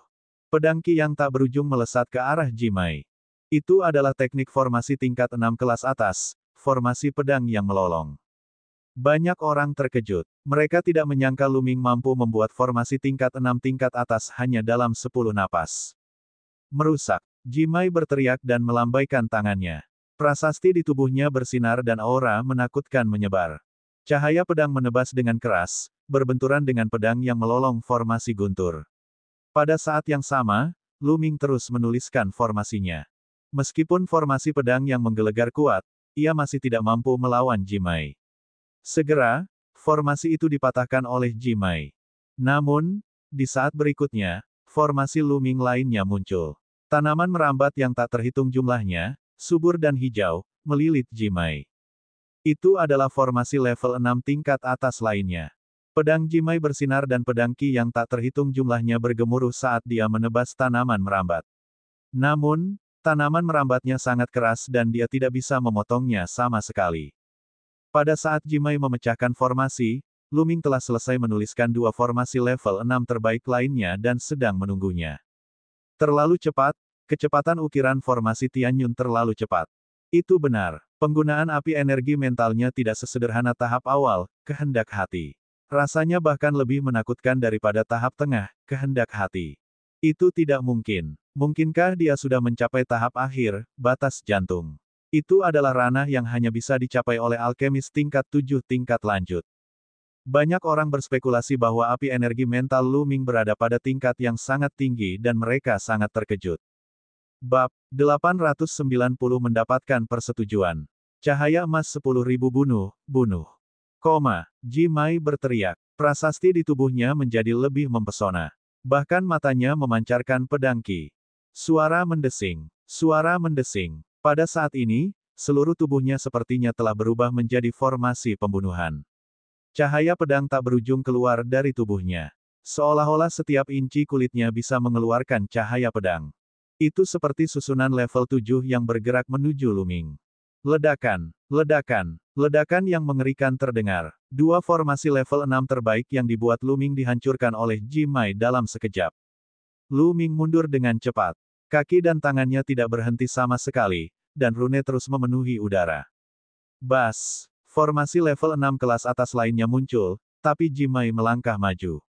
Kemanapun dia lewat, dia menghancurkan segalanya. Pedang Ki ada di mana-mana dan sangat kuat. Pada saat ini, kekuatan tempur Jimai tidak lebih lemah dari seniman bela diri alam embrio roh tingkat pertama biasa. Formasi level 6 kelas puncak hancur hanya dalam beberapa tarikan napas. Tianyun akan dikalahkan. Formasi kelas 6 kelas atas tidak mampu menghentikannya. Itu benar, waktu yang dibutuhkannya untuk menuliskan formasi tersebut tidak selama waktu yang dibutuhkan Jimai untuk menghancurkannya. Dia sudah dalam posisi yang dirugikan dan tidak bisa bertahan lebih lama lagi. Sangat disayangkan Tianyun sepertinya tidak melakukan persiapan yang cukup sebelum mengikuti kompetisi. Tidakkah kalian semua menyadarinya? Dia tidak menyiapkan boneka apapun, dia juga tidak menyiapkan gulungan prasasti apapun. Memang, jika kita bersiap dengan baik, kita mungkin bisa bertarung. Orang lain, seperti Sekte Wayang, akan menyiapkan banyak wayang sebelum mengikuti kompetisi. Sekte Jimat juga akan menuliskan banyak jimat prasasti. Namun, Luming sepertinya tidak memilikinya. Luming memang belum siap. Dia memang memiliki beberapa gulungan prasasti, tapi yang tertinggi hanya pada tahap 6 dan tahap 9, yang tidak terlalu berguna. Bang! Formasi tingkat 6 tingkat atas lainnya dihancurkan oleh Jimai. Tianyun, akui saja kekalahan. Kamu bukan tandinganku. Suara Jimai terdengar. Ah! Benarkah? Inilah yang ingin saya katakan. Pada saat ini, Luming tersenyum dan tiba-tiba berhenti menulis prasasti. Di sekitar mereka, banyak orang tercengang. Mereka tidak mengerti mengapa Luming tiba-tiba berhenti. Dari perkataannya, Sepertinya dia ingin meminta Jimai untuk mengaku kalah. Apa yang sedang terjadi? Orang ini, beberapa mata tetua alam dewa spiritual berkedip-kedip seolah-olah mereka telah melihat sesuatu. Mereka sangat terkejut. Kalau begitu mari kita lihat trik apa lagi yang kamu punya. Jimai melangkah maju dan menyerang Luming. Pada saat ini, Luming mengambil langkah ringan ke depan. Bas! Di arena pertarungan, barisan besar muncul. Di tengah cahaya yang menyilaukan, pilar api yang tak terhitung jumlahnya ditembakkan. Pilar api bersilangan dan membentuk sangkar besar, menjebak Jimai di dalamnya. Cahaya pedang keluar dari tubuh Jimai dan menebas pilar api. Terdengar ledakan keras namun pilar api tidak bergerak sama sekali. Dia tidak bisa memotongnya. Formasi tingkat 7. Ekspresi Jimai berubah. Susunan formasi tingkat 7, itu adalah susunan formasi tingkat 7, penjara api surgawi. Seseorang berteriak, mengenali formasi ini.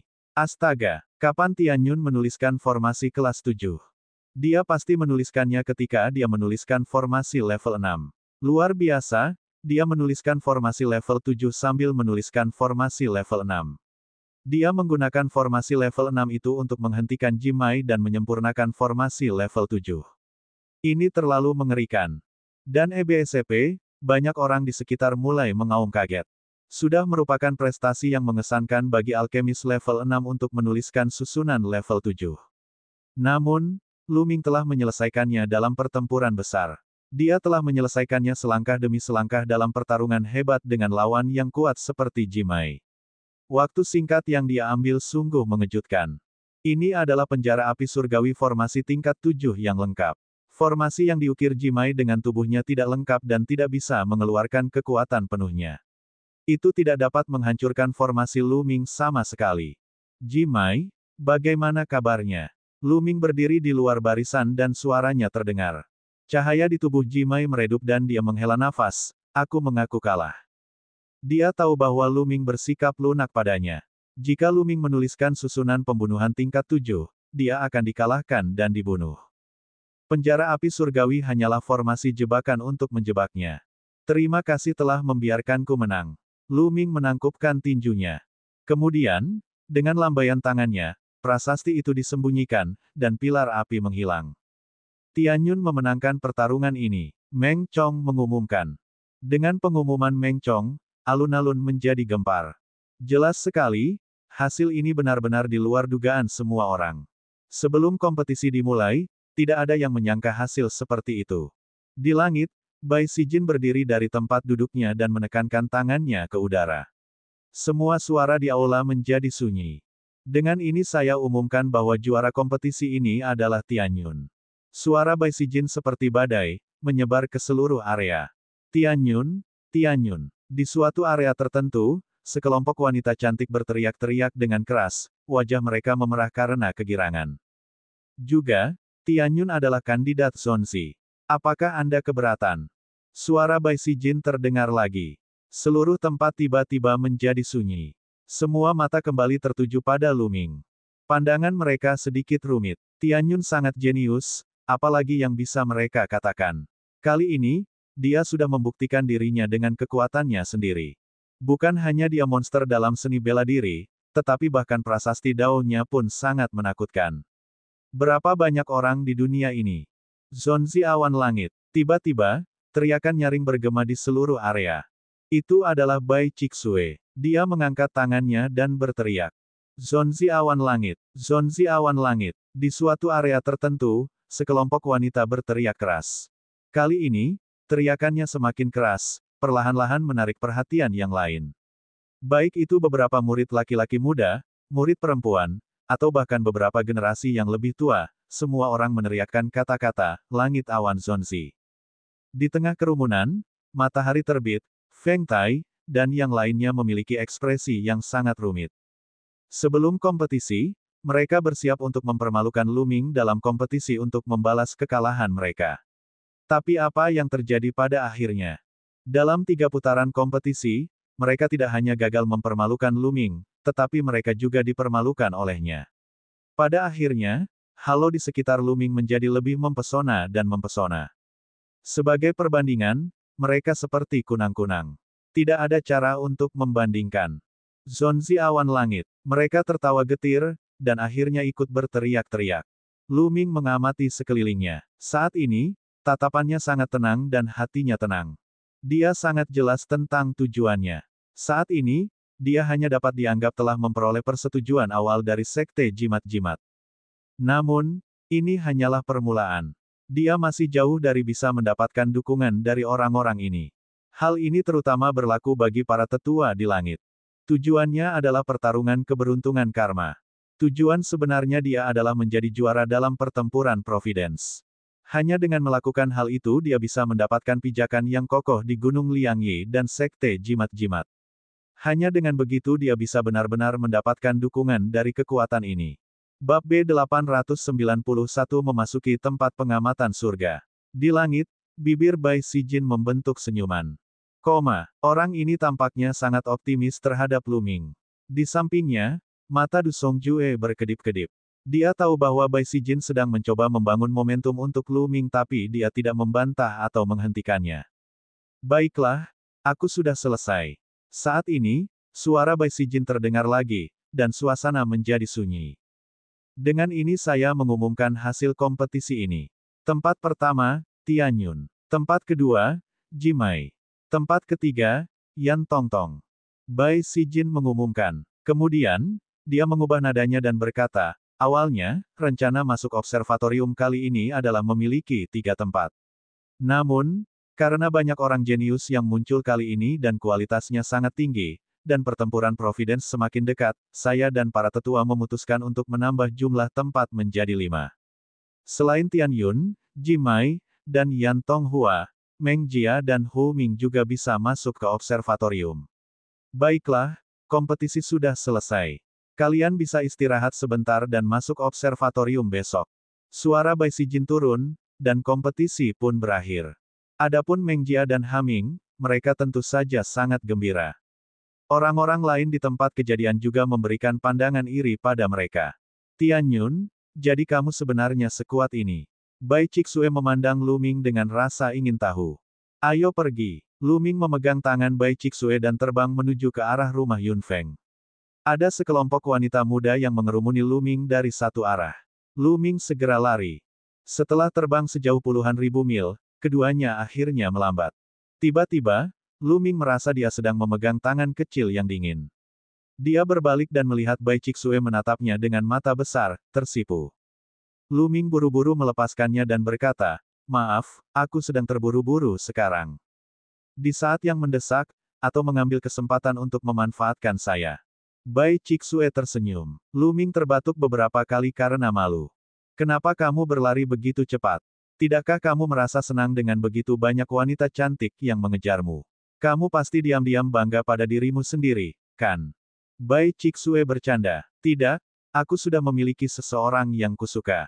Lu Ming tersenyum. Sosok Xian Yanxing terlintas di benaknya. Dia bertanya-tanya bagaimana kabarnya. Dia seharusnya kembali ke dinasti Sage kuno di benua tengah. Oh, apakah begitu? Wajah Bai Cixue menegang ketika dia mendengar bahwa Lu Ming sudah memiliki seseorang di dalam hatinya. Jejak kekecewaan dan kesedihan melintas di matanya, tapi itu hanya sesaat. Kemudian, dia tersenyum lagi dan berkata, dia pasti sangat cantik untuk dihargai olehmu, bukan? Ya, itu sangat indah. Lu Ming tersenyum dan kemudian menatap Bai Cixue sambil tersenyum. Ada apa? Jangan bilang kamu menyukaiku. Ayo, jangan terlalu sombong. Wajah Bai Cixue memerah dalam sekejap. Kemudian, dia memelototi Lu Ming dan berkata, kamu masih jauh dari mampu membuat aku menyukaimu. Jika itu adalah keajaiban seperti Lu Ming, itu lebih seperti itu. Batuk, batuk, batuk. Lu Ming tidak bisa berhenti batuk. Apa yang salah denganmu? Bai Cixue bertanya. Tenggorokanku tidak nyaman, tapi aku baik-baik saja. Lu Ming mengatakan hal yang tidak masuk akal. Mustahil. Kamu sangat kuat dalam seni bela diri. Mengapa tenggorokan Anda terasa tidak nyaman? Bai Cixue terkejut. Saya baik-baik saja. Ayo kembali ke Cloud Peak House dulu. Lu Ming mengganti topik dan berjalan menuju rumah Yun Feng. Keesokan harinya, Lu Ming tiba di puncak gunung. Ada sebuah altar besar di puncaknya. Jimai, Yan Tongtong, Meng Jia, dan Hu Ming juga bersama mereka. Selain itu, ada juga Bai Sijin, Du Songjue, dan beberapa tetua lainnya. Sekarang, kita akan membuka jalan menuju observatorium. Anda bisa pergi dan berkultivasi. Namun, Anda hanya punya waktu 1 bulan. Setelah 1 bulan, Anda akan diangkut kembali. Jadi, dalam 1 bulan ini, Anda harus memanfaatkan waktu Anda sebaik-baiknya untuk berkultivasi. Bai Sijin memperingatkan. Ya, Lu Ming dan yang lainnya mengangguk. Mereka tahu betul bahwa untuk membuka jalan menuju observatorium dan mempertahankannya selama sebulan, mereka perlu mengonsumsi batu mentah dalam jumlah yang sangat besar. Selain itu, semakin banyak orang yang masuk, semakin banyak sumber daya yang perlu mereka konsumsi. Oleh karena itu, kuota untuk memasuki observatorium sangatlah berharga. Sebelumnya, hanya 13 zonzi yang masuk. Dulu, hanya 3 orang dari setiap generasi yang bisa masuk, karena konsumsinya terlalu besar. Sekarang setelah pertempuran keberuntungan karma telah tiba, dan generasi ini adalah zaman keemasan, lebih banyak orang akan diizinkan masuk. Setelah itu, Bai Sijin, Du Songjue, dan ketiga tetua, yang berjumlah 5 orang, mengepung altar besar dan mulai menulis prasasti. Batu permata mentah yang tak terhitung jumlahnya terbang dari tangan mereka dan ditelan oleh altar. Bas! Sesaat kemudian, altar bersinar terang dan banyak prasasti terjalin. Sebuah pusaran besar tiba-tiba muncul di sana.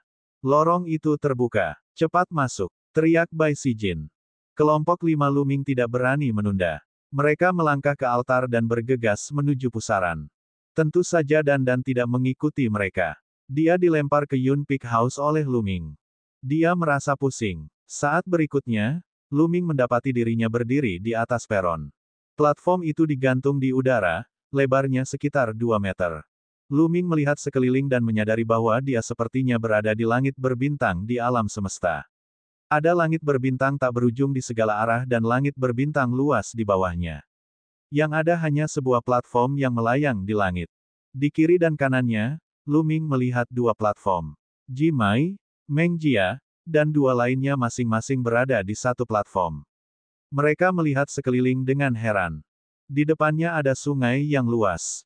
Itu sangat megah dan seolah melintasi seluruh langit berbintang, membentang dari satu ujung alam semesta ke ujung lainnya. Ini adalah hukum prasasti. Lu Ming terkejut. Ini bukan pertama kalinya dia melihat prasasti itu. Di masa lalu, dia telah melihatnya melalui metode penanaman mental dan dalam keadaan meditasi, tetapi sekarang, dia tampaknya sangat dekat dengan hukum prasasti. Dengan satu pikiran, dia bisa merasakan kekuatan besar dari prasasti di depannya. Api energi mental Lu Ming berdenyut hebat. Observatoriumnya, itu memang observatoriumnya. Untuk benar-benar dapat mengamati hukum prasasti pada jarak sedekat itu, sungguh tak terbayangkan. Pada jarak sedekat itu, seberapa cepat dia bisa menyerap kekuatan prasasti. Pada saat ini, Ji Mai dan 3 lainnya sudah duduk bersila, mengedarkan metode budidaya api energi mental mereka dan mulai menyerap kekuatan prasasti. Kekuatan prasasti yang kaya terus mengalir ke Ji Mai dan 3 lainnya, seolah-olah telah berubah menjadi 4 pilar cahaya, menyelimuti keempatnya. Kekuatan prasasti yang sangat kuat. Lu Ming menghela nafas. Kemudian, tanpa basa-basi lagi, dia duduk bersila dan mengaktifkan meditasi. Bas! Dalam sekejap, dia merasa telah terhubung dengan hukum prasasti. Seberkas cahaya terang turun dari hukum prasasti dan menyelimuti Lu Ming. Ji Mai, Meng Jia, dan 2 lainnya membuka mata mereka dan menatap Lu Ming dengan kaget. Mereka menyadari bahwa pilar cahaya di tubuh Lu Ming, yang dipadatkan oleh kekuatan prasasti, 10 kali lebih kuat dari milik mereka. Teknik kultivasi apa yang dia praktikkan? Itu sangat menakutkan. Mereka berempat kaget. Visualisasi mental yang mereka kembangkan sudah menjadi yang terbaik di sekte jimat-jimat. Namun, penampilan Lu Ming tampaknya lebih menakjubkan daripada mereka. Setelah beberapa saat, mereka mengumpulkan pikiran mereka dan terus berkultivasi. Bab 892 Peningkatan Cepat. Lu Ming tidak punya pemikiran lain di benaknya. Dia sepenuhnya fokus pada meditasi dunia bawah. Dia bisa merasakan ada aliran kekuatan prasasti yang kaya dari atas kepalanya, yang diubah menjadi api mental. Api mental di lautan kesadarannya terus menguat. Lu Ming telah menyalakan 5 lampu Blue Spirit. Yang kelima telah mencapai puncaknya dan kobaran apinya sangat kuat. Sekarang, Tidak lama kemudian, api energi mental Luming menjadi semakin berkobar. Kemudian, lampu energi mental ke-6 memancarkan api biru kecil. Lampu roh biru ke-6 menyala. Terlalu cepat untuk dikembangkan di observatorium. Hanya butuh beberapa jam, yang sebanding dengan kerja keras Luming selama setengah bulan. Pelatihan berlanjut. Luming bisa merasakan api energi mentalnya semakin kuat. Waktu berlalu hari demi hari, dan mereka berlima tenggelam dalam kultivasi. Mereka bukan satu-satunya. Di seluruh wilayah Tandus Timur, atau bahkan seluruh benua hutan belantara surgawi, semua jenius dan elit muda tenggelam dalam budidaya mereka. Pertempuran Providence semakin dekat, dan semua orang melakukan yang terbaik untuk meningkatkan kekuatan mereka. Semua kekuatan besar juga telah membuka sumber dayanya, dan semua orang meningkat pesat. Terutama favorit surga yang berada di posisi teratas, peningkatannya bahkan lebih mengejutkan. Yang kuat akan menjadi lebih kuat. Dalam sekejap mata, waktu 1 bulan telah berlalu. Luming membuka matanya dan mengakhiri kultivasinya. 4 lainnya juga menghentikan kultivasi mereka dan membuka mata. Mata semua orang dipenuhi dengan kejutan dan kepuasan. Jelas sekali bahwa mereka semua telah membuat kemajuan besar dalam sebulan terakhir. Pikiran Luming berkedip-kedip dan dia menyadari bahwa 9 lampu roh biru menyala di lautan kesadarannya. Energi mentalnya melonjak dan bersemangat. Dalam waktu 1 bulan, dia telah menyalakan 4 lampu roh. Benar-benar mengejutkan. Lagi pula, sangat sulit menyalakan 6 lampu di setiap tingkat. Dia tidak tahu hasil seperti apa yang didapat Jimai dan yang lainnya, mereka pasti mendapat banyak keuntungan. Pada saat ini, kekuatan sobek yang kuat menarik mereka berlima. Dalam sekejap, tubuh mereka menghilang, dan platform tempat mereka duduk menghilang tanpa jejak. Bas! Dengan kilatan cahaya, dia menemukan dirinya kembali di altar. Bai Sijin dan yang lainnya berdiri di sekelilingnya. Baiklah, sebulan telah berlalu. Saya yakin Anda semua mendapatkan banyak hal. Kembali dan cernalah. Bai Sijin tertawa. Segera, Luming dan yang lainnya mengucapkan selamat tinggal pada Bai Sijin dan yang lainnya dan kembali ke tempat masing-masing. Luming kembali ke Cloud Peak House dan menemukan Bai Chiksue sedang menulis gulungan prasasti di halaman. Setelah beberapa saat, Bai Chiksue selesai dan menemukan Luming. Bagaimana itu? Perjalanan ke observatorium pasti merupakan hasil panen yang luar biasa. Bai Chiksue menunjukkan sedikit rasa iri. Murid sekte jimat mana yang tidak iri memasuki observatorium?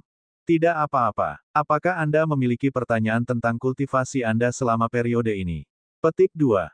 Kata Luming. Ya, guru sangat sibuk akhir-akhir ini dan tidak punya waktu untuk membimbing saya. Aku hanya bisa mengandalkanmu. Bai Chiksue terkekeh dan menceritakan semua keraguannya. Luming merenung sejenak dan membagikan pemahamannya. Keduanya mulai berdiskusi. Beberapa jam kemudian, Luming kembali ke kamarnya dan mulai memikirkan arah kultivasinya. Hanya tinggal 3 bulan lagi sampai pertempuran keberuntungan karma. Sekarang, dao prasastinya telah mencapai tingkat yang cukup tinggi. Sulit untuk mencapai kemajuan besar dalam waktu singkat. Luming harus menghabiskan seluruh waktu dan tenaganya untuk seni bela diri. Saya perlu mencari tempat dengan banyak binatang iblis. Saya bisa berburu binatang iblis dan melahap esensi darah mereka untuk meningkatkan garis keturunan saya. Saya juga bisa meminjam kekuatan binatang iblis untuk meredam niat saya dan memahami seni bela diri saya. Luming sedang berpikir keras. Setelah itu, dia mengeluarkan sebagian esensi darah binatang iblis dan mulai melahap dan memurnikannya. Dia bahkan belum memurnikan esensi darah yang dia beli terakhir kali. Kali ini, dia menggunakan semuanya untuk meningkatkan 9 garis keturunan naga miliknya. Setelah membangkitkan 9 cakar naga, jumlah esensi darah yang dibutuhkan sangat tinggi. Setelah menyempurnakan 50 set esensi darah binatang iblis tingkat 7 tingkat 6 dan 50 set esensi darah binatang iblis tingkat 6 tingkat 8, 9 garis keturunan naga hanya naik 1 tingkat, mencapai tingkat 2 tingkat dewa. Saat 9 garis keturunan naganya maju, kekuatan naga lain lahir di garis keturunannya. Total ada 2 kekuatan naga. 3 hari telah berlalu. 3 hari kemudian, Luming keluar dari kamarnya dan bertanya pada Bai Chiksue apakah ada tempat yang cocok untuk bercocok tanam. Bai Chiksue berpikir sejenak dan menemukan tempat yang cocok. Alam rahasia yang liar. Ini adalah dunia rahasia yang dikendalikan oleh sekte jimat. Ini bisa dianggap sebagai dimensi berukuran sedang. Ada hutan primitif di mana-mana, dan binatang iblis yang tak terhitung jumlahnya dipelihara. Binatang iblis ini sangat primitif. Mereka mungkin belum pernah melakukan kontak dengan manusia, sehingga mereka tidak dapat berbicara bahasa manusia atau berwujud manusia. Mereka mempertahankan bentuk binatang paling primitifnya.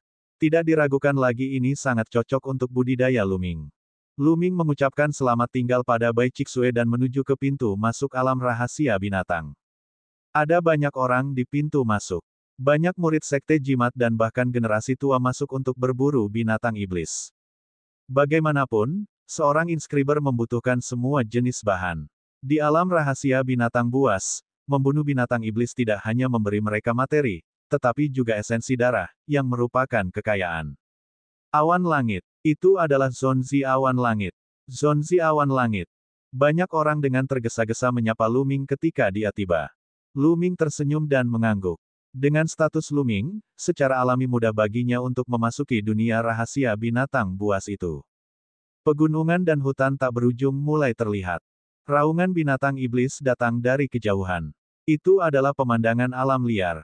Haha, ini tempat yang bagus. Ini sangat primitif dan seharusnya merupakan alam mistik yang baru saja dikembangkan. Saya bisa mencium aroma ramuan spiritual yang tak terhitung jumlahnya. Dandan berdiri di bahu Luming, kepalanya mengerut dan mata kecilnya bersinar. Ke segala arah, orang terus terbang ke depan dan memasuki pegunungan liar. Ayo pergi. Luming melangkah ke udara dan terbang menuju gunung buas itu. Luming tidak berhenti. Dia terbang semakin dalam. Menurut Bai Chixue, alam rahasia binatang buas memang merupakan alam rahasia yang ditemukan oleh sekte jimat belum lama ini. Belum 10 tahun dan perkembangannya terbatas. Semakin dalam, semakin kuat monster iblis itu. Bahkan ada beberapa keberadaan di alam embrio roh dan di kedalaman yang lebih tinggi. Tak lama kemudian, Luming sudah berada di kedalaman 1 juta mil. Dia sudah bisa melihat sosok orang lain. Mengaum. Kadal raksasa setinggi 7 hingga 8 meter dan panjang 30 meter bergegas keluar dari hutan dan menerkam Luming. Udara dipenuhi keganasan, memancarkan aura yang kuat. Puncak alam samudera spiritual tingkat 9. Luming tersenyum dan tombak panjang terbentuk di telapak tangannya. Dengan sebuah ayunan, tombak panjang itu melesat seperti kilat. 4 konsep langit dan bumi berputar mengelilinginya. Puci, tombak panjang itu menembus kepala kadal raksasa itu, meninggalkan lubang berdarah seukuran mangkuk. Kadal raksasa itu meraung dan tubuh besarnya menabrak hutan, menghancurkan sebagian besar pepohonan kuno.